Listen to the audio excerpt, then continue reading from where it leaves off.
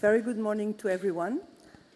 I think there are some people still coming, among them the minister from Uzbekistan, who is supposed to address a keynote. Hope that he's going to reach us on time, but let's see how it goes. Dear colleagues and esteemed participants, it is an honor to be part of one more year in such an important summit.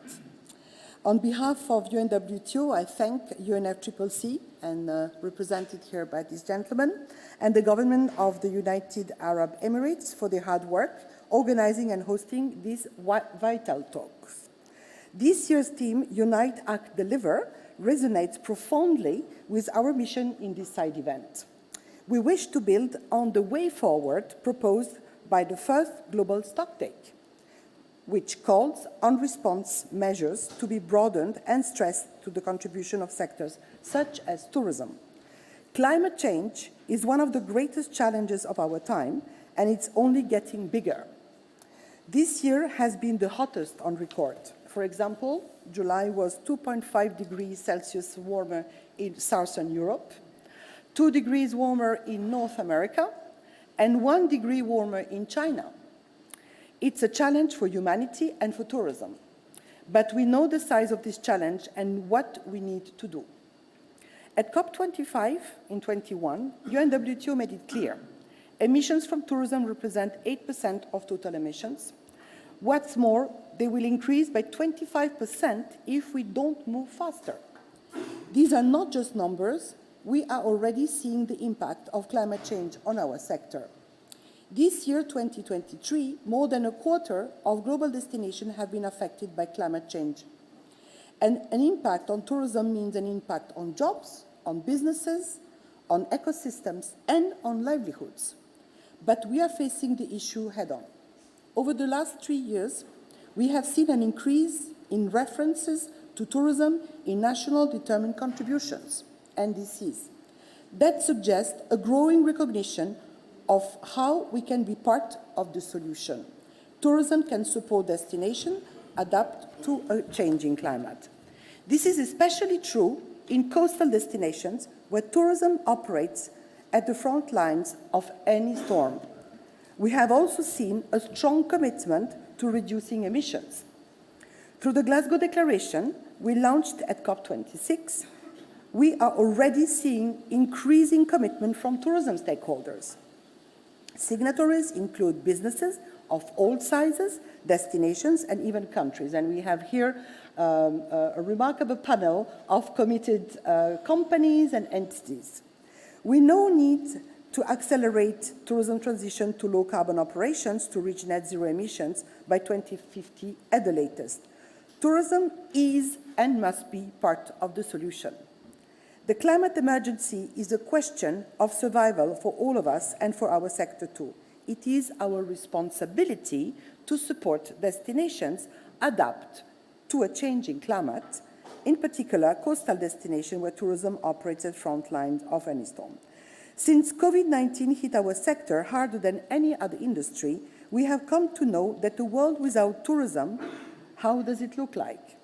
We have realized the opportunities that our sector represents for sustainable development. Tourism was the third export earning category in trade in 2019. It is now the 8th category, providing 1 out of 10 jobs worldwide, and as I mentioned earlier, an estimated of 8% of global emissions. A stark paradigm between development needs and responsible operations. This is what we need to solve. But the most important is that we are seeing growing consensus that tourism needs to put people at the center and operate within planetary limits to remain resilient. We now need to accelerate tourism transition to low-carbon operations to reach the net zero emissions by 2050. Dear colleagues, the tourism sector is united like never before, and its commitment to climate action through the Glasgow Declaration and all other important global initiatives, such as the Sustainable Market Initiative led by the private sector. The Glasgow Declaration on Climate Action in Tourism represents a comprehensive framework for cooperative climate action by all stakeholders in tourism, with 5 pathways. The declaration underscores the importance of mitigation. Through this, the and its decarbonization pathway, as tourism emissions had been forecasted to increase by 25% in a business-as-usual scenario. The declaration also recognizes the need to adapt to changing climatic conditions, as well as the opportunity and resilience that integrate mitigation adaptation approaches can deliver through its regenerative pathway. And the Glasgow Declaration recognized the importance of measuring, and we need new metrics for tourism, harmonized, comparable indicators, and aligned with global metrics. UNWTO new Sustainable Tourism Measuring Sustainable Tourism Framework, which is going to be presented at the UN Statistical Commission in 2024 in spring, hopefully adopted, will be a first of its kind, a framework that is measuring beyond GDP, but is as well going to provide the world the capacity to measure in a harmonized way impact of tourism in all its dimensions. To unlock transformation, we need innovation. And to unlock transformation, we need finance. Because we have a huge climate finance gap, the United Nations Environment Programme estimates it to be of $300 billion per year globally, not only for tourism, but it is an important element to take into account. We are committing to bridging that gap. And we work to catalyze climate finance for tourism transformation with the UN system, international finance institutions, and bilateral partners, our traditional partners for development. One of them is with us today, he will explain. However, we want to make sure that climate finance is available for countries and industry to support the transition to net zero emissions through tourism. We're also exploring new avenues for accelerating tourism climate action and financing. They will include innovative frameworks such as the UN Net Zero Tourism Facility and the Replanet Capital Fund ecosystems. We just had an event in Geneva a few weeks ago to share with the global community what this ecosystem will entail.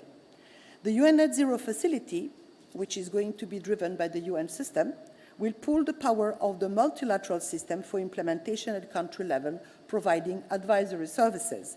It will be funded by both voluntary contributions and a percentage from the Replanet Fund. The voluntary contributions are going to be of all kinds. They will be integrating as well eventually an innovative tax that individuals could be supporting, and because we will have a high traceability of where this is going to be reinvested. And it will work as a blended finance model, placing traditional aid or grants for advisory services to de-risk climate finance investments. Since the launch of the declaration in November 21 at COP26, more than 850 organizations have subscribed to the declaration. Today, we are happy to report that many of them are taking real action and standing by their commitment to develop climate action plans within 12 months from signing and the subsequently report of the implementation. More than 250 climate action plans have already been submitted. Today, we are releasing the key takeaways of our implementation report. And Dirk and Virginia will be sharing later on more details on that, which I think is going to empower us all to be moving faster and in a more educated way. We are as well very glad to release the policy guidance for national tourism authorities for public consultation. A guidance document which has been developed with the support of UNEP within the framework of the One Planet Sustainable Tourism Programme. A guidance document which has led to the nomination of climate action focal points in 57 ministries of tourism around the world.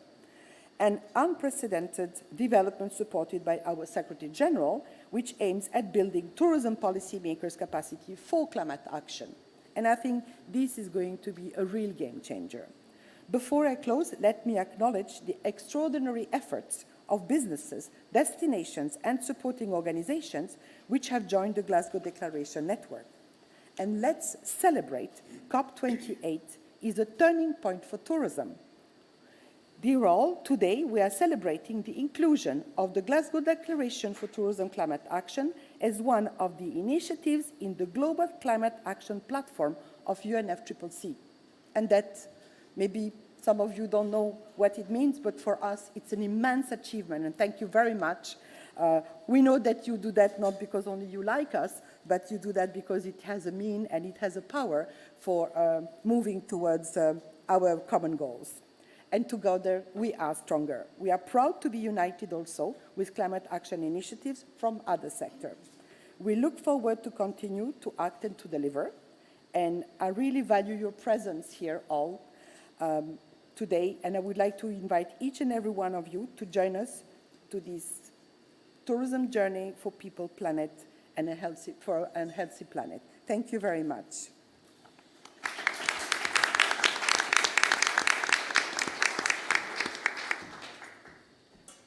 Thank you very much, Zorica, for your inspiring welcome remarks.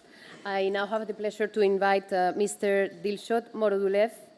He's representing His Excellency, the Minister of Ecology, Environment Protection and Climate Change of the Republic of Uzbekistan. He's representing the President of our UNWTO General Assembly and coming from the Tourism Committee of Uzbekistan.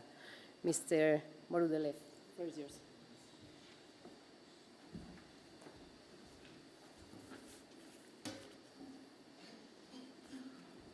Assalamu alaikum, dear ladies and gentlemen. On behalf of the delegation of Uzbekistan, it's my great pleasure to give you a keynote in the event focused in the serious topic that needs our united actions for climate action.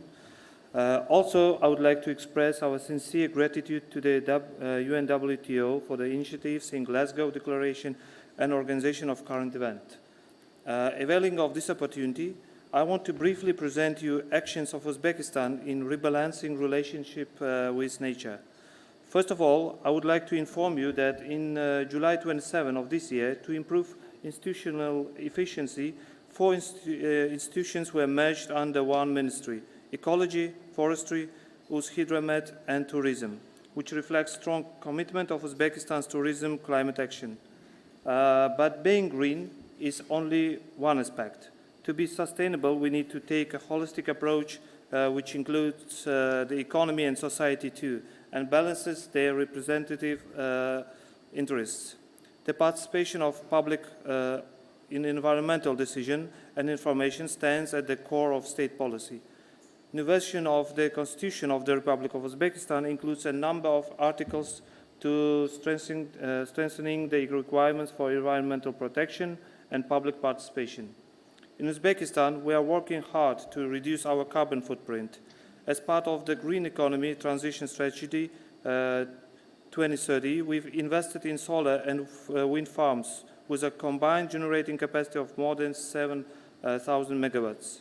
We increased our recycling capacity by 20% in the past 5 years and are on target for 100% solid waste collection and disposal by 2030.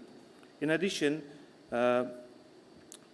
we actively purchasing low carbon emission airplanes and still contracting them, and purchased lots of electric buses and electric trains.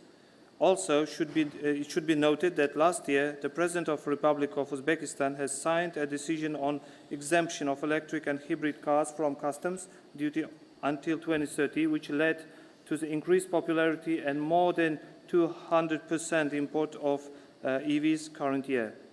Besides this, solar panels are installed in major state facilities and hotels in Uzbekistan. In my country, we believe that world-class education is a key to increase understanding you need, develop, and follow needed standards, and of course, force against current and prospective shocks. In this regard, we are honored to inform about established 3 specialized higher educational facilities in the fields of tourism and ecology. They are Silk Road International University of Tourism and Cultural Heritage, Green University, and International Tourism Academy in collaboration with UNWTO. We think that UNWTO's Glasgow Declaration is a great opportunity to share ideas, modify strategy, and make united actions that will lead net zero emissions before 2050. Thank you for your attention. Katta rahmat.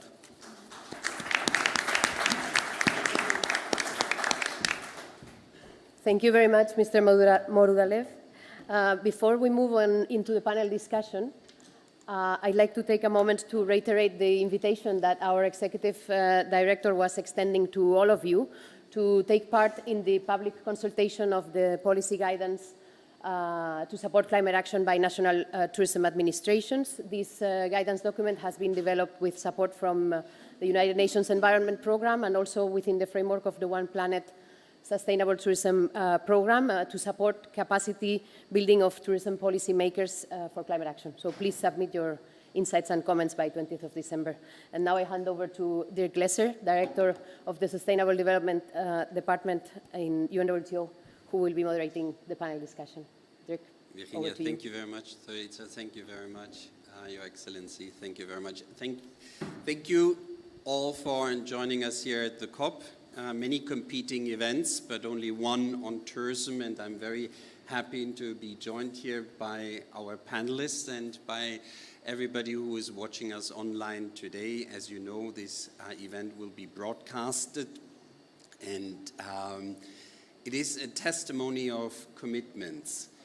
And as the Executive Director mentioned before, it's the second round that we are inviting you here to deliver the messages on the experiences you have made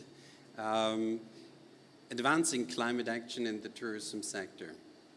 And as in the past, there were many actions taking place already in the tourism sector, but the sector as such never appeared in a united form. We are very pleased to have now, under the framework of the Glasgow Declaration, a reason to jointly appear and to deliver not only individual messages, but as you will later see, also to reflect on the messages which we have learned out of the group of those signatories of the Glasgow Declaration. That was for us very important, and we designed today's session in exactly this format. We wish now, after warming up, I will all give you the possibility to test the microphone and to test some ideas here for the first 2 minutes, and then later on we'll pass on back to Virginia, who will share with us for the very first round of questions on the challenges and advances in 2023, some of the findings we found across all the signatories of the Glasgow Declaration, so that for the audience here in the room and the audience present with us online, we have an insight on how the tourism sector is transforming and how the tourism sector is actually delivering. Then later on, to formulate the last and third question against what are you seeing here against your own personal experience as the major challenges we have to work on, so the prioritization question. So with this very first introduction into the structure, I introduce right now my colleagues here on the panel, and forgive me if I'm not pronouncing all the names the right way. This is the German accent. Crispin Doverge, the Program Director, Climate Change and Disaster Risk Management for the Organization of Eastern Caribbean States, a long way away from here, Dubai.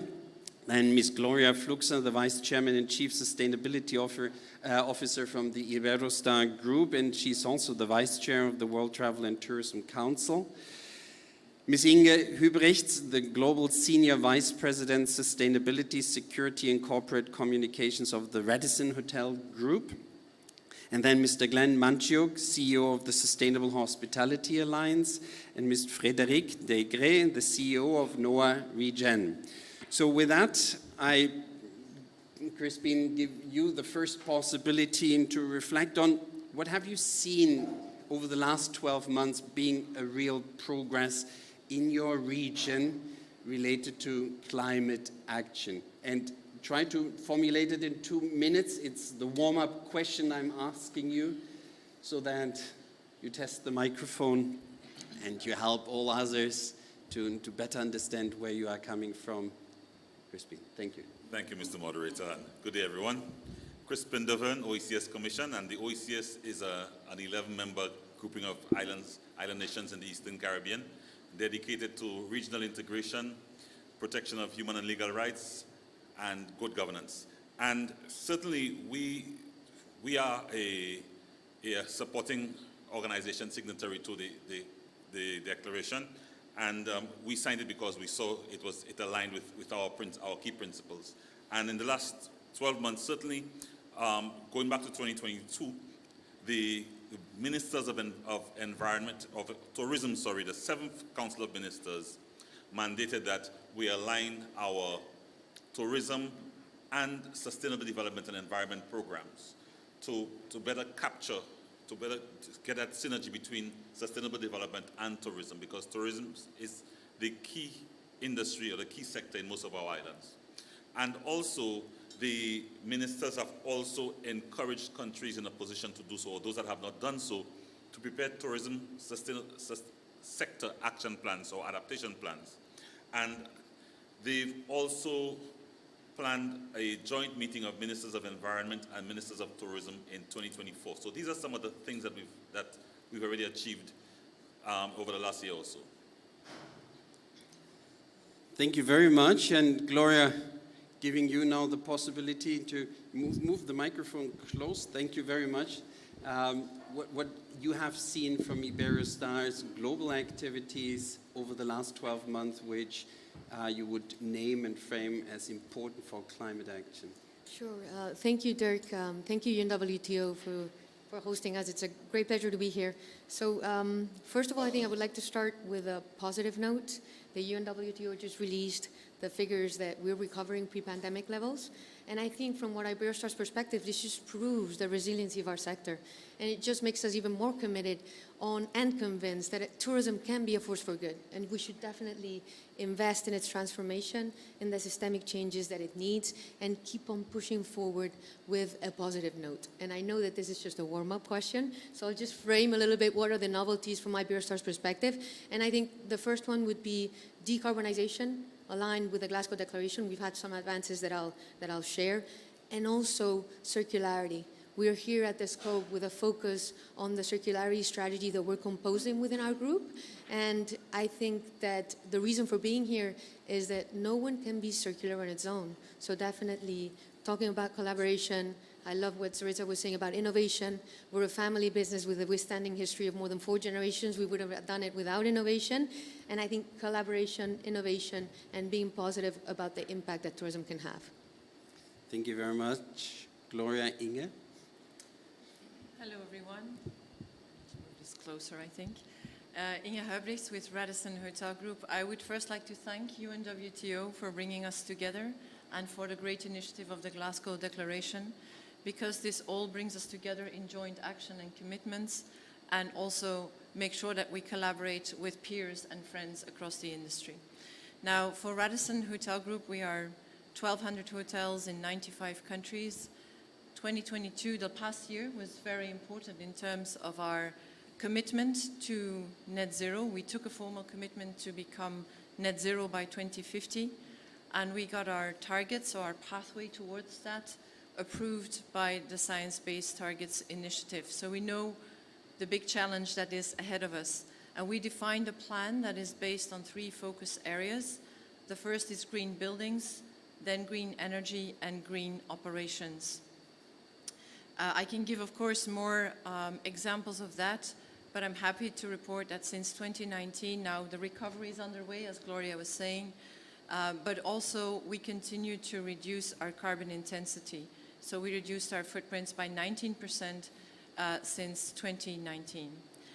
Then also 2022 was a key year because together with membership organizations like the one that Glenn is heading and other parties in the private sector, we launched a pathway, a stepwise pathway that will drive a path to net positive hospitality, and that will also drive sustainable tourism and consumption, which is the key part for us to also make sustainability a revenue driver so we can finance our actions. And then finally, I think 1 year ago, you also were heading and spearheading the vision on nature positive tourism, which we subscribe to and which is also the other part of decarbonization as an industry where we need to invest in biodiversity and nature restoration. Thank you, Inge, very much. Glenn, please. I also want to share everybody's thanks to the United Nations World Tourism Organization for this opportunity to share the progress of the sector. And following these learned colleagues here who are formal members of the Alliance, it's a difficult task. But I'll endeavor to do so. Significant progress since being one of the founding signatories to the Glasgow Declaration. The real formalization of deep understanding of what net positive hospitality means and can mean for the industry has been firmly established. And we have actually today very proud to announce the completion of a real dedicated process to get to net positive. So it's one thing to talk about the North Star of what that means, but helping the industry get there has been a big focus, and we've created a comprehensive pathway to do that. And we've just formalized a whole digital campaign for the industry, supported by an industry tracker so that the industry can actually determine how their progress is on that sustainability journey. From a decarbonization perspective, we've been really focused on education. I mean, we really need to really educate those on the ground to know what we're actually talking about, having some common language and some deeper understanding. And we've basically gamified the pathway. Instead of just giving them a bunch of guidance materials of overwhelming proportion, we wanted to really make it approachable. And so we've done that. We've established an academy of training for front of house, back of house, general managers, all the way to the board level to support that. From a regenerative perspective, certainly we've supported the UNWTO and the WTTC on our joint effort on biodiversity and the formation of nature positive. From a collaborative perspective, you know, it's been quite interesting. Since signing the declaration, the organization has grown 270%. So it really shows there's a galvanizing effort that's happening within the sector to come together and tackle this issue. Because the public sector can't do this alone. In order to achieve success, the private sector needs to come forward and be a real impact. We finally formalized a 5-year strategy, first time ever in its 30-year history that we have a 5-year approach for the sector to get to the 2030 agenda. And I think finally around real collaboration and partnership. We have formalized deep partnerships with many organizations. We don't want to do things in silos. We want to do this stuff as a collective. And GBTA being here is an example, UNWTO and others have been a big part of that journey. Otherwise, we can't succeed. Thank you, Glenn, very much. And Frédéric, please. Hi. So, just before explaining what we've been doing since our commitment to the Glasgow Declaration, I'd like to highlight why we decided to commit ourselves for that declaration.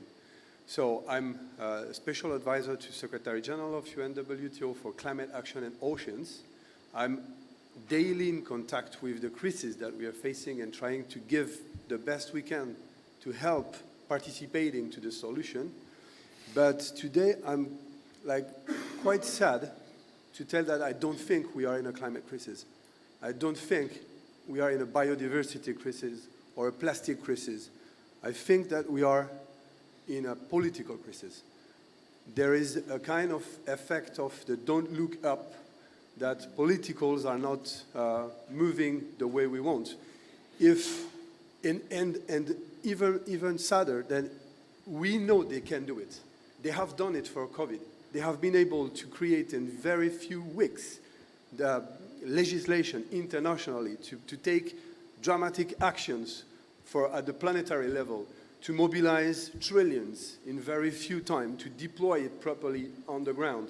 So we know they're able to do it, and if they are understanding that the crisis is much, much bigger than what we face with COVID, and potentially with half of what they have already done for COVID, we can certainly start a global impact.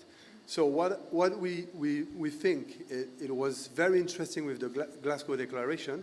It's because it's mobilizing also the private sector, where they can move quicker, they can move in concrete actions, and that's the reason we've been signing it. So since Glasgow, we've been working quite a lot with UNWTO Executive Director, her team, and the Secretary General to try thinking about a new model that can help the industry, and not only the industry, island states most than anything else, to, let's say, have a complete holistic toolkit to help funding, to help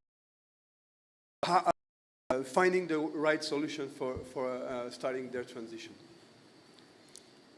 Frédéric, thank you very much. And as an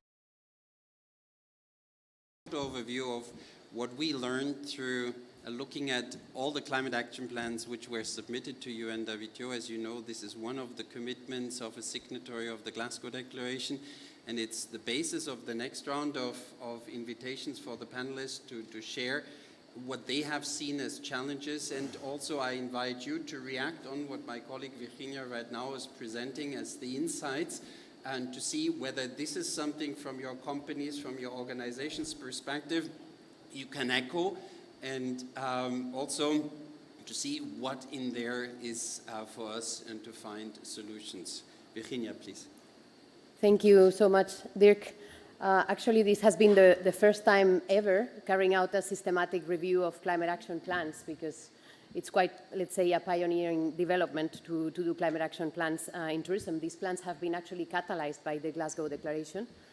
Before I share the findings, I really want to thank my colleagues, Roxana Ashtari, and also Jeremy Smith, who was providing support to this project. Otherwise, we wouldn't have the report ready today.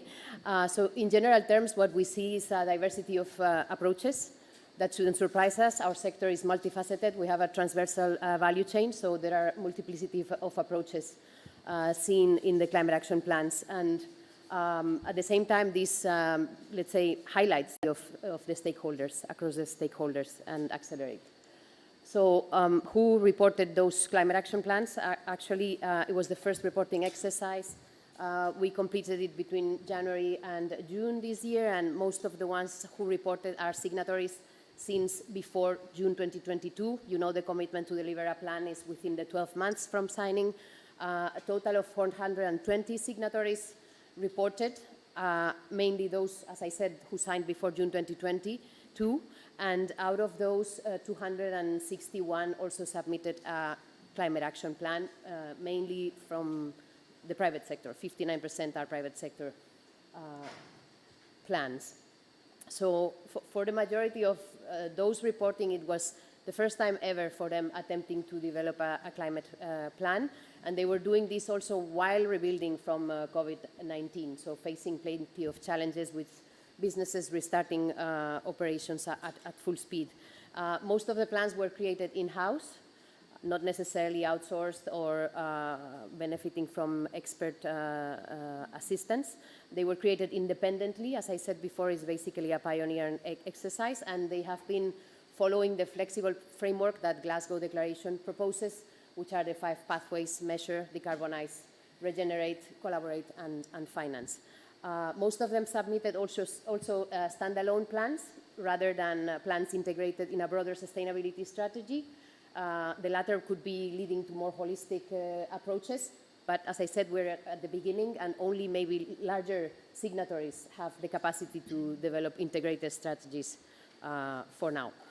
The plans are plans. They do detail which actions the stakeholders are going to implement to achieve an objective. So it's not just a promise or a pledge, it's a plan. And in 70% of cases, they are measuring. This is really quite a change from the last time when we did the baseline report on climate action in tourism, a document that was released in December 2022. We checked a sample of 1,000 stakeholders already committed to climate, and only 20% were measuring. Now it's up to 70%. And challenge that we see is that when they prioritize the actions, the carbonization actions, not necessarily they are trying to prioritize those that may achieve the larger reductions. So on the regeneration pathway, we see that it is for now little addressed, and when it is addressed, it's mainly connected to offsetting, so seen as a contribution, financial contribution to nature-based solutions, for example, or carbon removal, and it doesn't really talk about developing experiences that are more connected to nature or to local communities. And under the collaboration front, the plans reflect the importance of working collectively. We can see an emerging network of stakeholders that are innovating, that are sharing solutions, and that work across various industries in tourism. Over to you, Dirk. Thank you, Virginia. And just to recall again what Virginia was saying and what we know about the Glasgow Declaration. The Glasgow Declaration is a voluntary commitment to report. And what we have observed, those signing the Glasgow Declaration have been doing climate activities, actions before. Some of them are starting. And very important, Crispin, was for us right now to see this enormously increasing figure of people who started to plan and to develop their real plans. And you against your own background, you know how important planning is to have a strategic north in the actions. And we also were super pleased to see how many of those who plan actually measure core elements of seeing over their entrepreneurial approaches to solving problems. Do you think that this is something that is enough? Is that right now a good start? How would you reflect that from your perspective, these findings Virginia just shared with us? Okay, thanks. But before I go into answer your question, I want to just state one thing. I believe that I come from one of the most beautiful places in the world. Right? It's not a paid advertisement, but I really believe so. But what I do want to say is that our tourism, what makes our tourism or our region so beautiful is under threat. The beaches are being eroded. Sea level rise is a real threat, and I walk the beaches pretty often. I'm seeing it. So the natural assets are being affected, and so for us, taking action on tourism, on climate change is critical for, it's critical for us, just as taking action as a sector is important to addressing climate change. If you get my point. But I just want to say that planning is absolutely critical. And one of the findings I noted is that most of the plans submitted was submitted as standalone plans, as opposed to being part of a broader, sustainable plan. What I can say from the OECS standpoint is that we had a common tourism policy developed in 2011. Right now, with the support of the World Bank, we're reviewing that to come up with a sustainable tourism policy, which is going to embrace all aspects, including climate change. In addition, we've partnered with we have an MOU since September of this year with the Travel Foundation, and they will be, since we are a multi-party entity, so to speak, we are an organization of many states. We cannot, we have to get the needs of all our member states and put it together, so to speak. So we'll be doing a needs analysis and then putting together a climate action plan which will reflect the needs of all these countries, but will also be consistent or coherent with the sustainable tourism plan.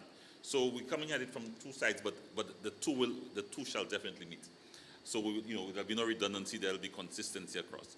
But that kind of planning is critical because our member states, the OECS, because we have that broader regional view, we're in a position to identify what some of the commonalities are, what some of the common needs are, and then assist our member states and the respective players in the sector, by extension, in being able to respond and to take the necessary actions, to being facilitators in that regard. But having that overall view and having a strategy, a way forward, is critical for us. Crispin, thank you very much for this affirmative statement related to the importance of plans, and then at the same time stressing over there the holistic view plans should have, and that is leading directly to Gloria. You have also quite a holistic sustainability plan and reporting mechanism in place, and we learned at the beginning of the year that you are expanding constantly your measurement efforts, and you are learning a lot about scope 3s and the importance for Iberostar of that. If you can help us and those listening to us here to understand some of these very personal experience you have made in Iberostar. Thank you, Dirk. So I think at this point, nobody questions the necessity for action. And the way we see action in Iberostar is action guided by science with the use of data, a pragmatic business approach that really integrates it in the center of the business model. And I mentioned two aspects before, which is the decarbonization and circularity. So on decarbonization, last year we launched our decarbonization roadmap aligned with the Glasgow Declaration. We have the vision to become carbon neutral by 2030. That's lowering by 85% our scope 1 and 2, 50% our scope 3 emissions. And the evolution we've had in this past year that we've already accomplished at 12.4 reduction of our scope 1 and 2, and we're heavily focusing on scope 3. I think decarbonization won't happen with innovation, with collaboration, and we've realized that we needed to take a step more further and be more diversified in the approach we give. So that's the reason why we're here at the COP as well presenting our circularity strategy. It's a 360 degrees approach because we realize that a resilient tourism needs a circular economy approach. It is based on 3 levers. The first one is evolving our operations towards circularity. So we're talking about people, waste, energy, goods and services. In the case of waste, the advances that we've done is that we've reduced our waste to landfill by 56% already in the past 3 years. We know that it's not easy. Now we need to move forward, and we encounter challenges like, for example, the realization that at the destinations, 60% of the waste could be avoided if the appropriate infrastructure and systems are there. We're also encountering on our behalf that really segregating and measuring the waste, which has been the first step for Iberostar, requires a lot of labor intensity. We've generated a group called the 3Rs team. We have more than 250 people targeting waste. We've reduced 1.1 million meals to landfill and to waste in the last 8 months only, and really are promoting that forward with the training of our team and really having that vision towards waste. And another of the challenges is that we realized we need to collaborate with our supply chain because 1/4 of the waste that we see in our hotels and environment is generated upstream on our supply chain. With people, I would say that training is so vital. Energy, I mentioned innovation, so we're tackling innovative aspects like the incorporation of green hydrogen in our hotels in Palma and the Balearics as a pilot and as a testing. And I'll go to the last 2 levers of our circular approach, which is the vision of having regenerative destinations. We need regenerative destinations that have circular builds, that use lower carbon embodied materials, that really have those kind of advances to be more innovative in the circular build of hospitality at the destinations. We need regenerative destinations that recover ecosystem services, and we also need destinations that think about the level of infrastructure they need, and that's where Iberostar also is putting all its effort and supporting that development to the best of our capacities. The last one, I touched it before with the fact of we really want our supply chain and value chain to go along the way with us. We need them to really understand the impact they have in our operations, the impact that they're going to have in the future of how we envision, for example, an elimination of an operational emissions in our organization. We really need to account for that. If I think about the scope 3 of Iberostar, it's 77% of our scope 3. Of our general impact. And out of that, goods and services are so important. Food is a vital component. We need to work with our supply chain to decarbonize our food offerings within our hotels, really thinking on how can I really have the indulgement and the customer satisfaction, because we're very customer-centric, but also having an impact, right, and evolving positively.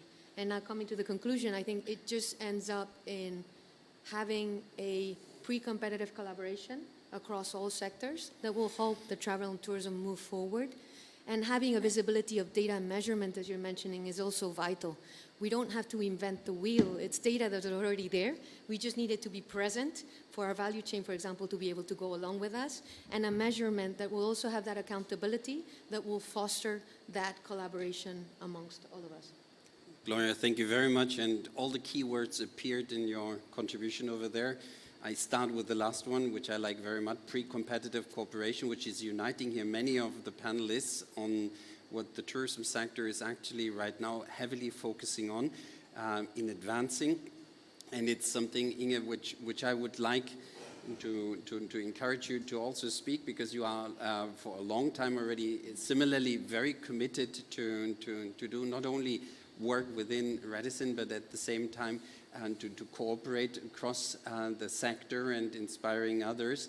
What have been your personal experience in Radisson, but at the same time your experiences with SHA and the pre-competitive perspective you have taken over the last 12 months?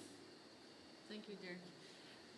I would say that, of course, first I want to speak about two things. I want to speak about collaboration, but maybe before I want to speak about the planning and the transparency. Because, let me start by transparency. I think at Radisson we have been publishing our sustainability report with our 3 pillars of Think People, Think Community, and Think Planet for 20 years.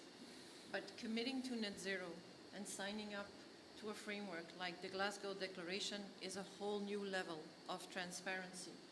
And that transparency also helps us in the collaboration, because if we are transparent about the things that work and don't work, then we can also learn from our peers who are equally transparent. And that's where we see we have issues together, which we can tackle together in destinations or in our supply chains. So I think the transparency that you drive us to is actually one key point that drives collaboration. The other point is the planning. Of course, we're talking about a net zero transformation, and this is a step-by-step approach, but at the same time, we need speed and scale. In our last year, we have made a lot of plans. We have learned a lot, and we have made a lot of plans. First, on our renewable energy. So we made a plan for 25 of our key markets that allow us to take us to our targets for renewable energy by 2030. And we know that 13 of those 25 markets are key, where we can first go on 100% renewable electricity. So on that front, of course, and on the front of green buildings, where we also have defined a plan for our owners, we have defined guidelines, how they can go beyond our technical standards to the level of green building certifications. And we call that Build Planet and Build Planet Advanced Guidelines. So we help our asset owners, because we are an asset-light company, which means we are a hotel operator, but we do not own the real estate. So one key collaboration is not only with our peers, but also with our real estate owners, because they own the assets, they make the investments in the buildings, largely speaking, and they have to make the choice for renewable electricity and in investments in their buildings. So we need to help them. And so we do that on the building side. We have moved in 1 year from having 30 to 50 green building certified hotels in our portfolio. That's progress, but it's not enough and it's not fast enough. And also we have worked with our owners in various countries to break through renewable energy and electricity installations. We have owners, one owner in India, one owner in Poland, who now run 100% on renewable electricity in the hotel by having developed their own off-site solar PV installations. We have an owner in the center of Norway who has cladded the whole facade of their meeting and event space with solar PV. It's even possible in Norway. And that collaboration with our real estate owners is one of the key ones for us to drive our net zero transformation. And then coming to the collaboration with guests, because I think that is also one of the key things we should not forget. We touch, let's say, so many travelers every single day. So we can help them to travel and stay more responsibly. And we have defined frameworks to demonstrate that hotels are sustainable. Of course, we all know the eco labels that are certified.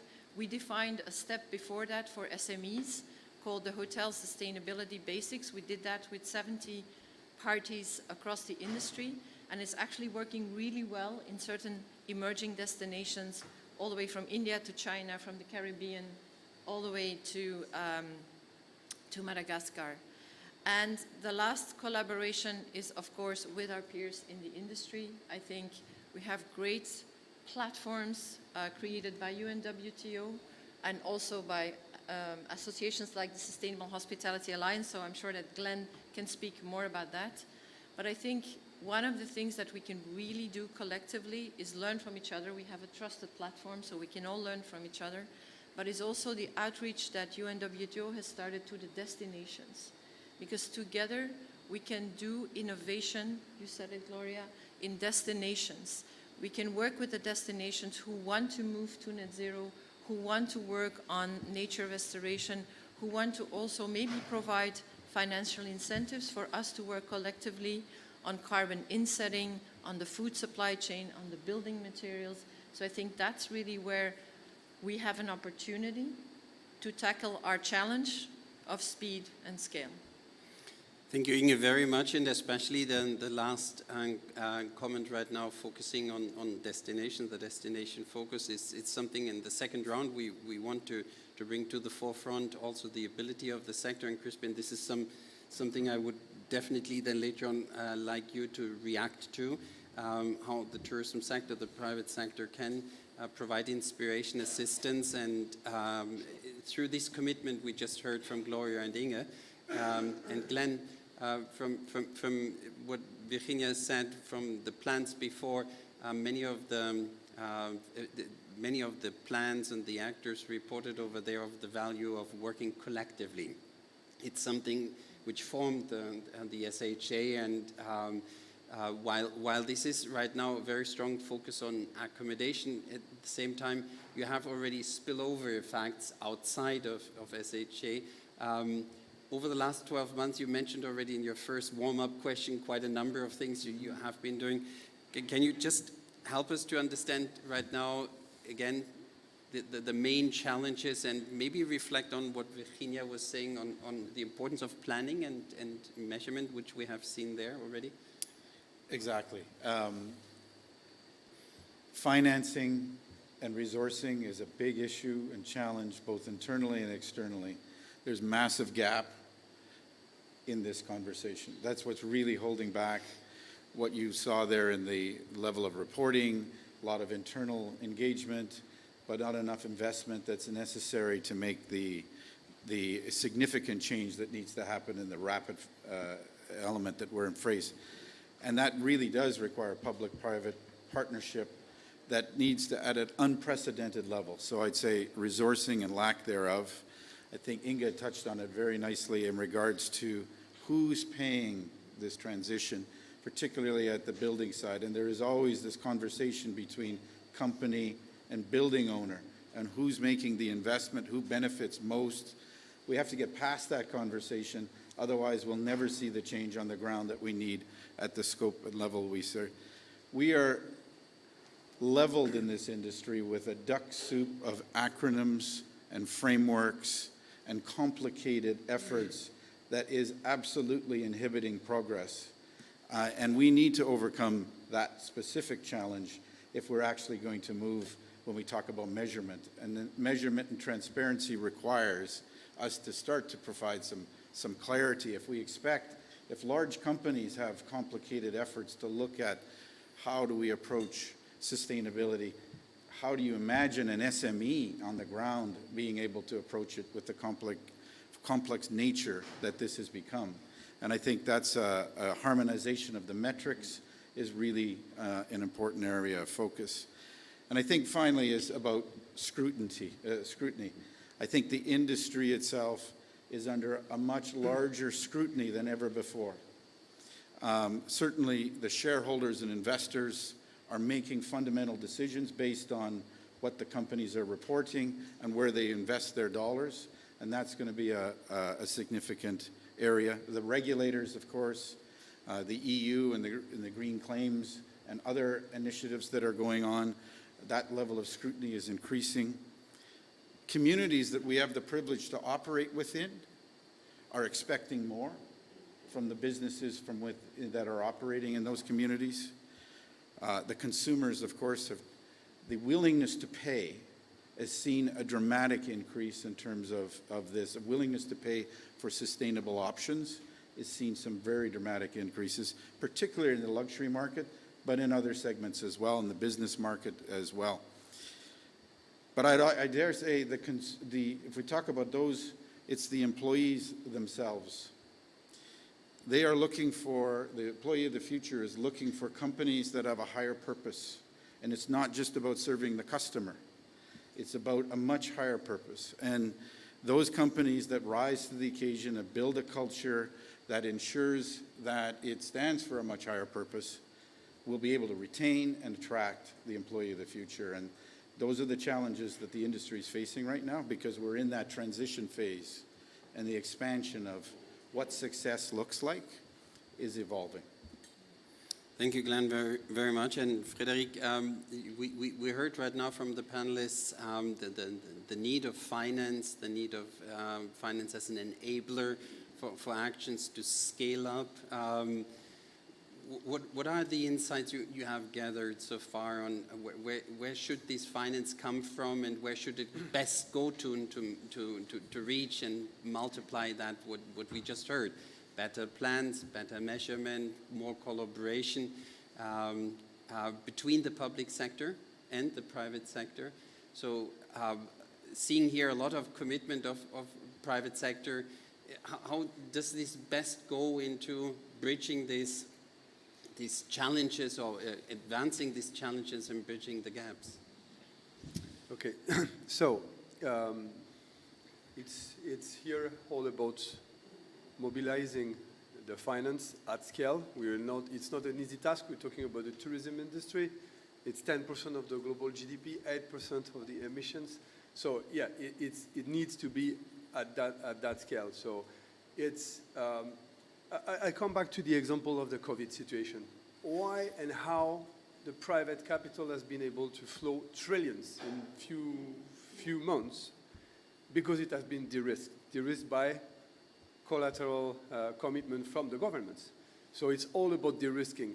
So I was explaining about de-risking, putting the first laws.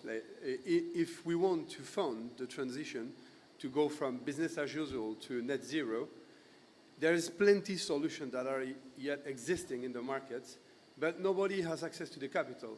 If a project worth 100 euros, nobody wants to put the $21st or the 21st euros. So how we could design a model that bring at scale those $20 for the industry and going beyond the industry, because it's the same for the other value chains. So we've been designing a platform which is called Replanet Ecosystem, which brings let's say the tools, the framework, the best practices, the methodologies to flow funds with the risking mechanism. So we've been thinking how we can go at scale, because it seems that the political crisis doesn't want to put the money on the table for this de-risking. So we've been thinking all together with UNWTO, what do we have? And one of the solutions was nature-based assets that are completely untouched or unlocked at the level that they can be unlocked. So we've been focusing in priorities with the blue carbon potential. It's an enormous potential that nobody knows how to unlock properly. The frameworks, the methodologies are not yet ready. So we've been trying to push technologies, to develop technologies that were missing, to see what was existing and how we can collaborate, invite everybody to go for a global market. And as I was telling at the introduction, tourism, highland states are the most vulnerable and are completely depending on tourism. So how we can start with it, like protecting oceans, which is the most important asset for humanity, and how can we generate a new revenue sources, which is an enormous potential, and ask the countries to reinvest this first loss, the technical assistance, the due deal, the setup of project, to pay for those $20 that nobody wants to put, and then the private equity is able to multiply it 5 times. So that is the first tool of Replanet, a blended financial platform which helps countries monetizing the highest potential of nature-based assets, the highest quality. So here, the quality comes with transparency, multi-impact measurement, reporting, blockchain for transparency, making it very bulletproof, multi-impact, because this is not the business of the people who fund, this is not the business of the people who operate, this is not the business of the people who owns the asset. So we have developed that platform to help from all of those activities, to help them going to deploy it at scale. So now it's the second phase that we are going to launch, which is the governance about all of it, to make it concrete in the coming months. Thank you, Frederic. And now the second round for our panelists already advancing. We want to answer then, or I invite you to answer the question which helps us all to see from your individual perspective, what are the areas with the highest catalytic potential? Where shall we prioritize action in the tourism sector? Where would you prioritize that for your own activity over the next 12 months? To give us inspiration, to give those who are listening to us inspiration for that. But before we go to that, Virginia will allude us to some of the findings, additional findings, which we thought would be helpful for this discussion from the plans. Thank you, Dirk, for giving me the floor again. Actually, many of our suggestions have been already echoed by the panelists, so I'm quite happy that we're in alignment. With regards to measurement and decarbonization, we find that more consensus on measurement methodologies, requirements, approaches are needed, and also on prioritization based on evidence. This, as Glenn was voicing, would definitely support especially smaller businesses, which represent 80% of tourism businesses globally, the SMEs. In the plans, we realized that climate adaptation and climate justice are little addressed, and we think the focus should be reinforced. Also, since we have been mentioning COVID quite a number of times, the link between the health of our climate and ecosystems and human health is missing. And with regards to adaptation, for example, we have already in the pipeline a publication which compiles a review of literature, of climate planning literature for local authorities and municipalities, so not exactly for tourism businesses, but which has a strong focus on adaptation, and we hope that could help, could be useful for destinations. And on the aspect of finance, also echoed by the colleagues, finance remains limited. Some cases is due to COVID, because internal budgets are not fully back to shape to support implementation of climate action, and few tourism organizations actually receive external funding to implement climate action. So working collectively gains more and more importance. We mentioned it at the beginning. Complementarity is really key across stakeholders, and we need to promote it to work together as effectively as possible. We can actually leverage on the willingness of frontrunners to address and work together with their supply chains. This, we see it as an accelerator of progress, as once again it can support those that are less resourced or less advanced.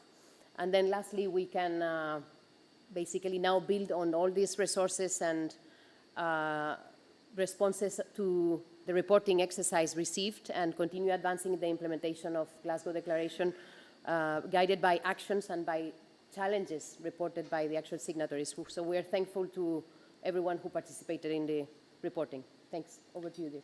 Thank you, Virginia, very much. And as you all realized, your contributions have been very much aligned with what we found in the plans and the advances we have seen. Crispin, so from your perspective, you received so many keywords right now which can trigger right now your reply, but you heard Inge speaking about transparency, you heard Gloria speaking about the importance of Scope 3 for their operations. We heard from everybody that that is opening right now, the collaboration with destinations and the willingness to cooperate over there.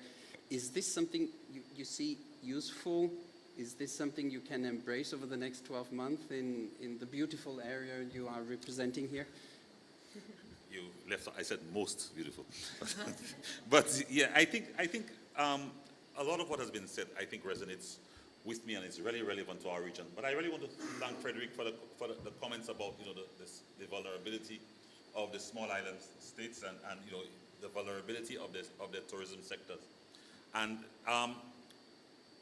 the whole issue about adaptation, I think, is a critical one for us because in the Caribbean, for those of you who have visited the Caribbean, a lot of our hotels, our plant is located on the waterfront, on the beach, because for many guests, when they come to the Caribbean, they expect to be able to step into the water, just from the hotel onto the beach and into the water.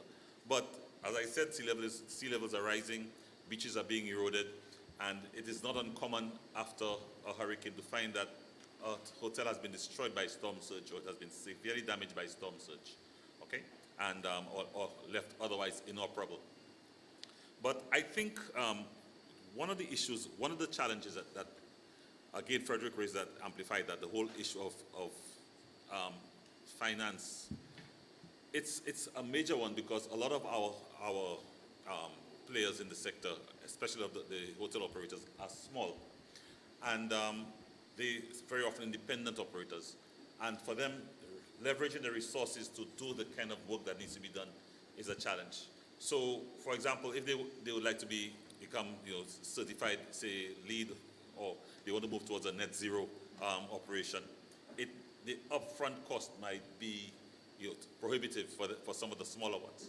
So they may want to consider. So if we're able to look at strategies, for example, that make them net zero ready, where they can do it incrementally over a period of time as they recover from COVID and other crises, and as resources come to hand, then that, as opposed to saying no, I can't do it now, so just abandon the whole idea and do the same traditional thing. When we consider how a lot of our hotels are designed, and that is where the plant owners can make a difference. A lot of them come in and put in those steel and glass structures because they're supposed to be modern and trendy and so on. Steel and glass, especially lots of glass. But that often, if it's not done properly, what you have is you have some solar ovens because they're hot. They let in shortwave radiation, sunlight, and so these buildings become really, really hot, and so they have to invest a lot in cooling. Now, if we relook at some of those designs to make sure that those buildings are are more energy efficient and require less cooling, it's a win-win. It's a win for the environment. It's a win for the atmosphere and the climate, and it's also a win for the operators because they have to spend less money, to pay for those,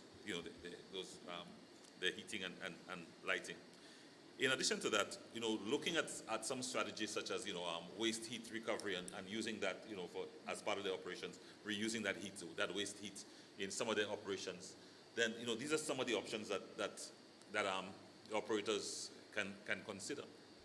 So, but in the broader context, however, the question of how to better integrate tourism in the wider economy is something that we need to look at in our part of the world. For example, how to work better with our food producers in a way that enables a consistency of supply, while at the same time, helping to ensure food security in the wider country, or the wider economy. These are some of the things that we need to look at. How we use water, okay? Again, water efficiency, because we're in a region where, especially in the Southern Caribbean, where it is projected that we're going to see an overall decline in precipitation, right? We need to consider how and especially when you consider the fact that we're looking at growing populations and increasing demand, how we manage, a decreasing or a depleting resource against, how we match that increasing demand against, the depletion of the natural resource. And so looking at water efficiency and other measures, okay, I think that is something that's we need to consider in our region. I think also we need to look at how best to leverage the limited human capacity, because we have small populations in the region, and how we leverage that capacity and how we build it and strengthen it. And the whole idea of working together as a series of destinations in a relatively small region. I think these are some of the strategies that we need to look at, as a region and as what I like to consider a collective destination. So, there are challenges, there are opportunities, and we spoke adaptation. From a mitigation standpoint, we also discussed that in terms of, again, reducing emissions and so on. and also, like I said, generating those win-wins for for the operators, and moving towards solar, wind, and other technologies in terms of our operations is going to contribute generally to helping to cushion the vagaries of say the international petroleum market, where when any crisis results in a shock which brings up the operating costs. So these are some of the things we need to look at collectively as a region to ensure sustainability and to ensure the continuity and success of our tourism sector. Crispin, thank you very much. And Inge and Gloria, both of you, I would invite as a framing or a hinting point that it's speaking about the destination perspective as well, because that's what both of your companies are focusing on. But otherwise, what do you think, just from your perspective, what is important to prioritize within Iberostar or for the tourism sector so that we advance towards the Paris Agreement's target? First, Gloria, please. Sure. So a lot of very constructive and interesting things have been said, but the first one that pops to mind is the sense of purpose that Glenn was alluding to. I think the necessity to really accomplish the vision that we need to have is through people, and without people, we're not going to accomplish all the ambitious objectives that we have. So certainly people for Iberostar is a key component. We've realized that within our workforce, we're 35,000 employees in our community. Close to 80% are millennials or Gen Z. So we need to start talking to them. We need to start understanding them, getting them on board on really facing what the climate impact is, understanding the vulnerability of our industry towards climate, understanding that the cost of inaction is so much higher than the cost of action, and really motivating them to be the propellers of what needs to happen on a systemic way through as a change in our travel industry. And I think what gives us hope is being in roundtables like this, where we hear from partners like Inge, we hear the visibility of SHA and the great efforts that they're doing, and this is certainly what gives us hope. And I think on a second aspect, which I'll link it to destinations, is that I know that it's two terms that have been very broadly used, which is public-private and pre-competitive collaboration, but it is the truth. It is what we need, and we need it in all aspects. Finance was being raised. It's not a matter of how we allocate that finance sourcing and the cost. It's a question that we need to do it. Probably on Iberostar, we're not ingenious to think that we're going to be able to cover all the load, but we're just walking as much as we can in order to promote that traction for the financing to happen. I gave the example as well with waste. There's just a percentage that we can do on our own, but then we need support from others at destinations to have that vision of the destinations being with no waste at landfills. Exactly the same. One last example will be the one that Crispin mentioned, water. We need to start collaborating to find the technology for the water usage to advance. Certainly, the water footprint of the travel and tourism aspect is something that we need to start talking every time more and having that visibility forward. And again, just being here and listening to the very constructive inputs, it's what gives us hope that we will be able to strive towards a more resilient and a more responsible tourism model together, all of us.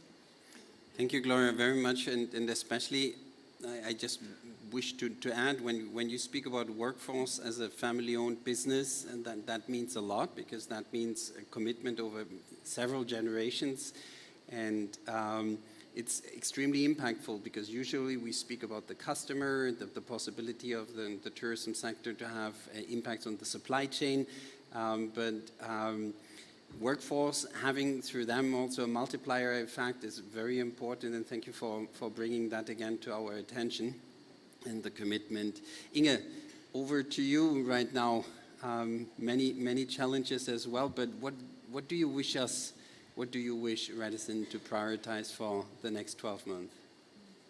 Yeah, the task is big and the transformation is huge. So the urgency is there and we need speed and scale.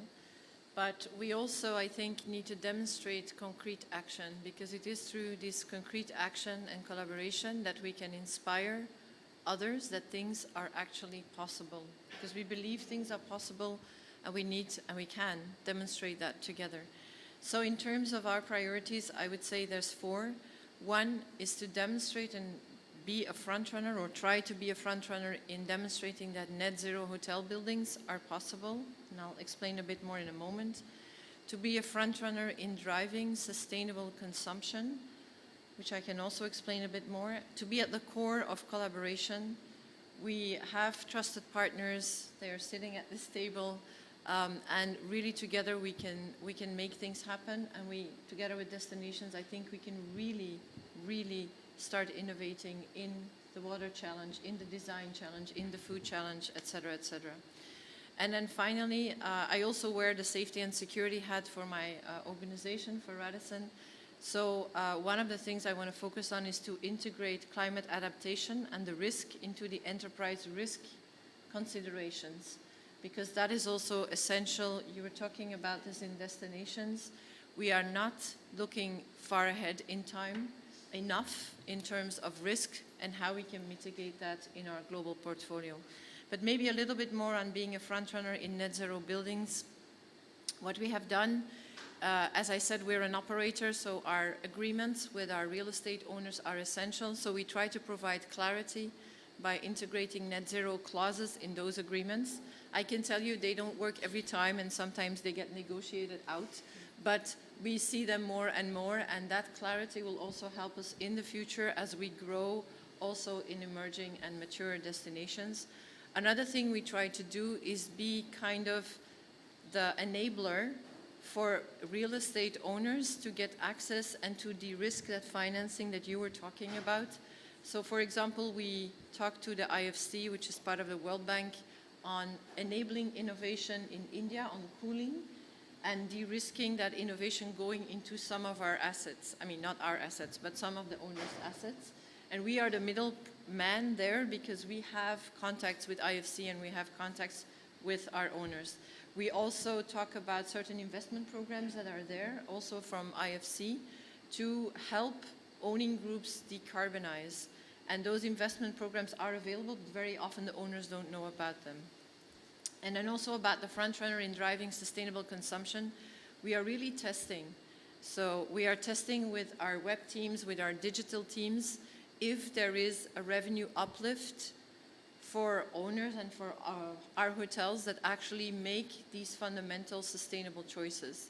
We're not seeing it in every market yet. We don't have conclusive evidence for every market, but we see it more and more. And that means we can go to these owners who also need to decide to go on renewable energy and to decide to invest, to say, listen, there's a tangible revenue uplift in the pricing for your hotel room, which means that just a little uplift, for example, can help you fund 100% renewable electricity. There was a very interesting report made by various parties, also Systemic, who is also in the room, that said that the full decarbonization of hotel rooms actually would add up to from $8 to $25 to a hotel night pricing. Now that may seem a lot, but I think we can take steps in that direction, and we need to start proving that revenue uplift to help owners and ourselves finance. So I think there is a lot we can do collaboratively and also within our portfolio, but we will continue to learn from all the great examples out there, and we hope to be working on these tangible examples to prove that we can do really that we can have breakthrough solutions and that we can then scale them as we need to do. Inge, thank you very much, and Glenn, the focus of Inge and Gloria before speaking about destinations is also true for SHA. You made over their commitment, net positive. It's not a right, but it's a privilege to operate in destinations, and we have to give back more to a destination than we are actually taking from it. That's what I heard from you already. So what is your reflection right now on the priorities for the next 12 months? It's exactly what you just said. It's, people, planet, place, and prosperity. And place is really important and central in that commitment to net positive. And as Inge's pointed out, and Systemic's in the room, and it's great that they were a real partner in us developing our comprehensive 5-year strategy. That strategy is done, and we're in full implementation mode, and this is what's leading us in 2024. And as I said in the first segment, harmonization of the metrics and standards is the #1 issue for the industry to solve. It is a real hindrance to our ability to perform and measure, and that is an area of focus that the organization and its partners are going to have. A real focus on training on the ground, advancing the knowledge of what we're actually talking about here. Again, if we're mystifying and we're making this too mystifying, we won't get the action and traction that we need in a meaningful and scalable way. We'll be establishing a net positive impact fund. That fund will be collaborative amongst all the partners and members to really, again, finance that transition. It's really, a reinvestment of the industry back in the industry for the industry in its evolution. We've established a partnership with multiple stakeholders and looking at the establishment of a common PPA, for example, really looking at how that could look at decarbonization. Having multiple companies work together on that effort will be a significant step forward and quite, I dare say, in an industry that's not seen as terribly innovative, this would be extraordinary in the sense of how it's seen from outside the sector. A real focus on accelerators, and so the accelerators of those things, those initiatives, those projects that we would do on the ground, in communities, in countries, to test the tools, to test the resources, to understand where the pinch points are, and then able to scale. And so we're working with a number of partners already, and we're looking for more, and the Caribbean would be a real prime example of that success. And then finally, I think it's a real focus on telling our collective story. You hear great stories right here, sitting here, and I dare say a lot of the world is not hearing or understanding our story as an industry in a very clear and coherent way. And so there's a real opportunity, and with partners like are in the room as well, that tell about our story in a collective way on very specific topic areas that will cut through the noise and really ensure that we as an industry are seen in the light that we should be seen, and that is making tremendous progress on this journey and a real commitment to success. Glenn, thank you very much for also this statement related to the multipliers, the organizations which help carry forward the message on one hand, but at the same time consolidate the concerns again back to us so that we are enabled to prioritize properly. Because that is in the tourism sector a huge challenge. Frédéric, for you right now, 12 months ahead, what needs to be done? Can I ask a question to my colleague from the Caribbean? What did you say about the Caribbean region? Many things. It's the most beautiful part of the world, I said. Okay, let's start with this. Okay, joke apart, I've been living 3 years in the Caribbean, so I share your points. But within those 3 years, I've also been testimonial of what's going on there. The way the degradation arrives, the way erosions comes, the way hotels disappears because of it, it's a very tough challenge. And I'm going to bring you an example on how to use the replanet ecosystem in a right way. You said also something which was interesting, is that tourism come to face the sea and jump in the sea. I have seen also very disappointed tourists coming and having like 300 meters of sargassum before going to the sea, okay? So that's a perfect example on how our model can be properly operated. In the Caribbean, there is 30 million amount spent by governments to fight against sargassum and just to eliminate a bit of it, okay? It's not a sustainable solution. Every month they are investing that amount, and tomorrow it's going to be 40, and after tomorrow 50, okay, million. The private sector, hotels, are participating to the erosion because they have to quit the sargassum, and they are investing also quite a significant amount. With that platform, what we are developing is helping countries to value the nature-based asset and the blue carbon, putting funds in these kind of industries to help them switching their 30 million amount in this into new revenue sources with the blue carbon, reinvesting it to de-risk at scale that problem, and inviting the private sector not to spend money, which every month they have to do the same, and putting it into the platform as a de-risking mechanism, second layer. What's going on?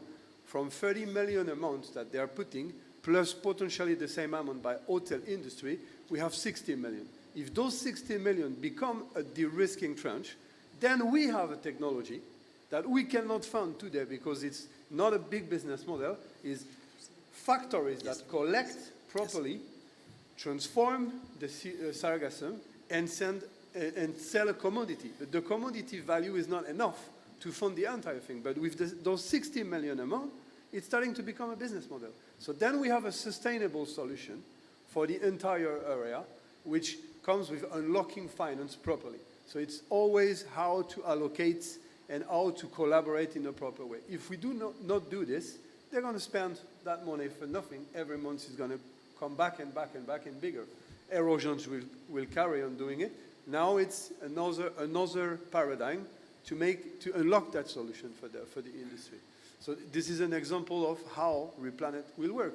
Then we invite the private sector to play a role in it, to adopt potentially a $1 per night, like a token that we can trace, that can participate to this, instead of having a risk to invest every month more and more for this. This is a problem. $1 per night, nobody's going to stop using your hotels for $1 per night. If we play with the governments, a $5 or $10 visa tourism entrance tax, it's nothing.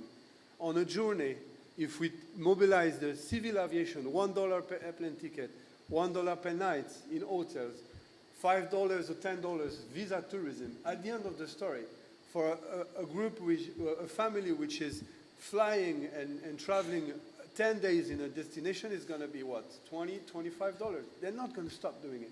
But those $25 multiplied by the number of travelers, putting properly into the platform as de-risking, we can leverage it 5 or 6 times with the private equity. And that makes the difference. Okay? Frédéric, thank you very much. That brings us to the end of today. I thank everybody here in the room for joining us, listening. I hope this discussion and the rich facets of the signatories here present today has enabled you and those watching us online. And at the same time, seeing that we have here a good selection of frontrunners. Through the presentation of Virginia, we have seen what the rest of the Glasgow signatories are doing. But we shall not forget that this is not a point where we can right now relax. It's a moment where we have to strengthen our ambition. And as UNWTO in its initial research, which was leading to all this, found if we do not increase the ambition in the tourism sector, our sector will not meet the Paris Agreement's targets. Actually, it will increase the ambition by 25% by then. So an increased ambition is for us the new standard, and I thank you all very much for having joined us here today on Unite, Act and Deliver. The Glasgow Declaration signatories present here today, thank you very much for your commitment and good inspiration for the 12 months ahead. Thank you very much. Thank you.